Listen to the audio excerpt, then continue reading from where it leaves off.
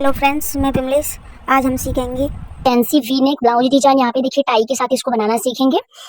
आपको heavy size के लिए 6 इंच शोल्डर और 6 इंच आर्म होल लेना। 32-30 साइज का बना रहे हैं तो 5.5 शोल्डर और 6.25 इंच आर्म होल लीजिएगा। ब्लाउज का रेडी लंबाई यहाँ पर देख सकते हैं फ्रेंड्स। अब हम गले का मार्किंग करेंगे तो ऊपर की साइड से गले की चौड़ाई 3.5 इंच ले लेंगे। गला का लंबाई आप अपने पसंद के हिसाब से रख सकते हैं, ठीक है। तो यहाँ पे लंबाई हम ले रहे हैं 12 इंच का। अगर आप छोटा गला पहनते हैं तो आप 11.5 इंच का भी ले सकते हैं, ठीक है। चौड़ाई वी नेक में थोड़ा सा ज्यादा लेना होता है। पहले एक बॉक्स तैयार कर लेंगे। तो देखिए फ्रेंड्स, यहाँ पे स्केल से तिरछे में लाइन बनाएंगे और लाइन बनाने के बाद से अब यहाँ पे इसकी कटिंग कर लेंगे। और कटिंग करने के बाद से अगर आपके पास पेपर पेस्टिंग है तो आप गले पर पेपर पेस्टिंग यूज कर सकते हैं, नहीं है तो सिंपली आप सिलाई लगा के पलट सकते हैं, पाइपिंग कर सकते हैं। गला आप जैसे बनाते हैं जिस तरह से आपको सुविधा हो कर सकते हैं, लेकिन पेस्टिंग यूज करने से गले में फिनिशिंग आती है। गला का जो कटिंग है उसको पेपर पेस्टिंग के ऊपर रख करके ऐसे पहले मार्क करेंगे और मार्क करने के बाद से बाहर की साइड कम से कम आपको 1 से 1.5 इंच एक्स्ट्रा पेस्टिंग छोड़ते हुए कट कर लेना है, लेकिन पेपर पेस्टिंग के ऊपर आपको गला नहीं कट करना है।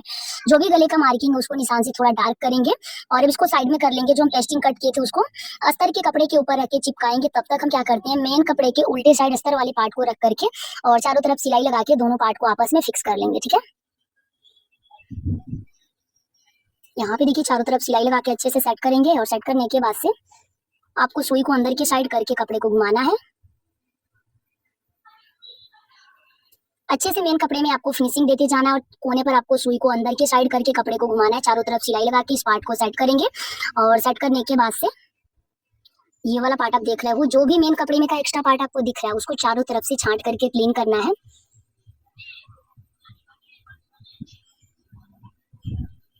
अब इसको सीधा करके एक बार चेक करेंगे और चेक करने के बाद से देखेंगे कि कहीं भी मेन कपड़े में फुलन तो नहीं आया। फिर एक्स्ट्रा पार्ट को यहाँ से छांट करके क्लीन कर लेना है। इसको क्लीन करने के बाद से देख सकते हैं फ्रेंड्स, आप एक्स्ट्रा पार्ट को यहाँ से छांट लेंगे। तो यहाँ पे देखिए बैक का पल्ला इतना तक कंप्लीट हो गया और जो हम पेस्टिंग कट किए थे उसको सिंपली करना क्या है, अस्तर के कपड़े के ऊपर रख के प्रेस से चिपकाना है। चिपकाने के बाद से सीधे साइड से आपको कपड़े वाले साइड को मिलाते हुए देखिए यहाँ पे पिन अप कर लेना है। ऊपर की साइड जो बैक पल्ला का है उल्टा साइड रखे हैं, आप देख सकते हैं। ये दोनों का कपड़ा का और मेन कपड़े का सीधा साइड एक साइड होना चाहिए। अब यहाँ पे एक चाप कपड़ा मार्जिन में लेते हुए स्टिच करेंगे। उल्टे साइड से स्टिच करना ताकि कटा हुआ गला आपको दिखे कि गला का कटिंग किस तरह से हुआ है। पेस्टिंग पर हम गला इसलिए नहीं कटते क्योंकि नोक जो होता है ना, अगर आप कट कितना हो अच्छे से करो फिर भी नोक आपका एक जगह बैठता नहीं है। और इस तरह से पेस्टिंग पर पहले सिलाई लगा के कट करने में नोक में आपकी फिनिशिंग आती है।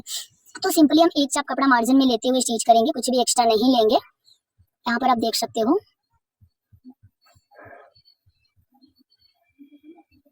अब देखिए इसके अंदर का जो भी कपड़ा होगा उसको छाटेंगे, छाट करके एकदम अच्छे से क्लीन कर लेंगे।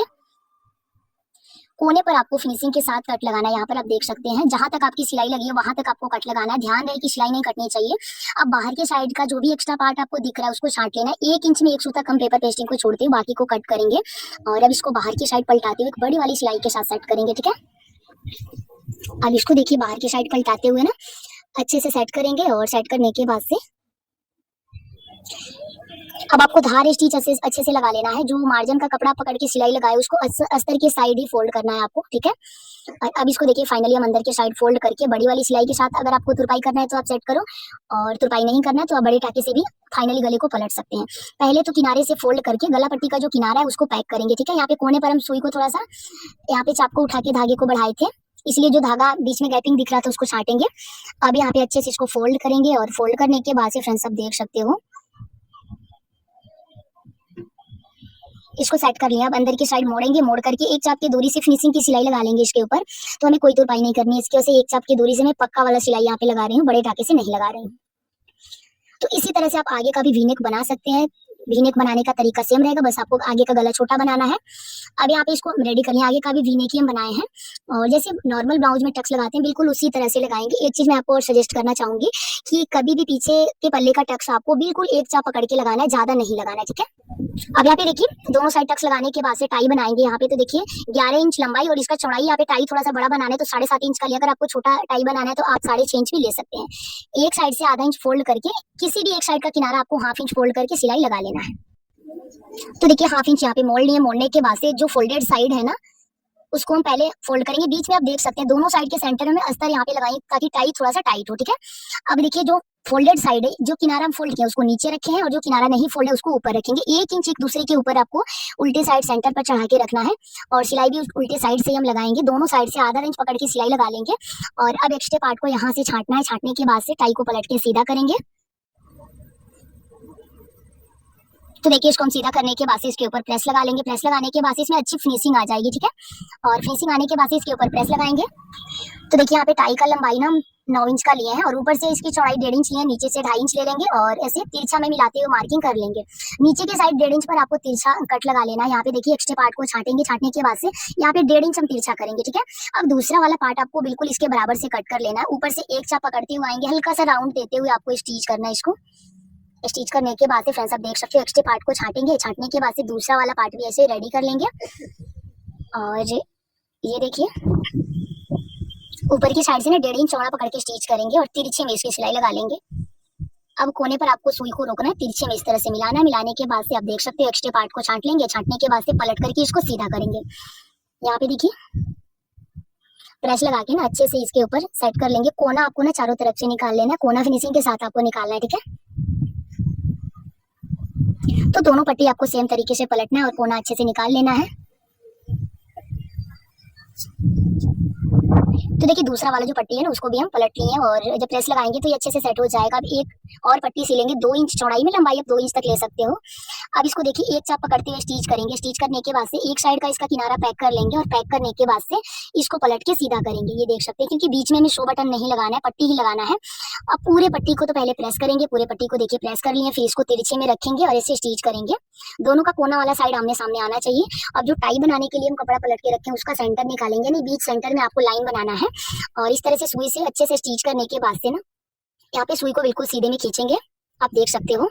और सुई को ऐसे निकालने के बाद से फिर से एक बार और रिपीट कर लेंगे और रिपीट करने के बाद से उल्टे साइड आएंगे, अच्छे से लॉक करेंगे और लॉक करने के बाद से यहाँ से हम धागे को कट कर लेंगे। तो देखिए टाई भी बन के रेडी हो गया, स्ट्रेप भी रेडी है, कुछ इस तरह से इसका लुक आएगा। जो पतला वाला पट्टी हम सिले उसको देखिए ऐसे रख करके, जो फोल्डेड साइड नहीं है उसको नीचे रखेंगे, फोल्डेड वाला है उसको ऊपर रखेंगे और टाई के उल्टे साइड ना अच्छे से सुई धागे से इसको पक्का कर लेंगे। अच्छे से पक्का करने के बाद से टाई यहाँ पे हमारा बन के रेडी हो गया। बैक का पल्ला लेंगे, बैक के पल्ले में बस नीचे पर हम कमर पट्टी नहीं लगाए थे तो मैं आपको कमर पट्टी भी लगाना यहाँ पे बता दे रही हूँ। बैक साइड में आपको कमर पट्टी लगा लेना है। उसके बाद से इसके ऊपर हम टाई को सेट करेंगे।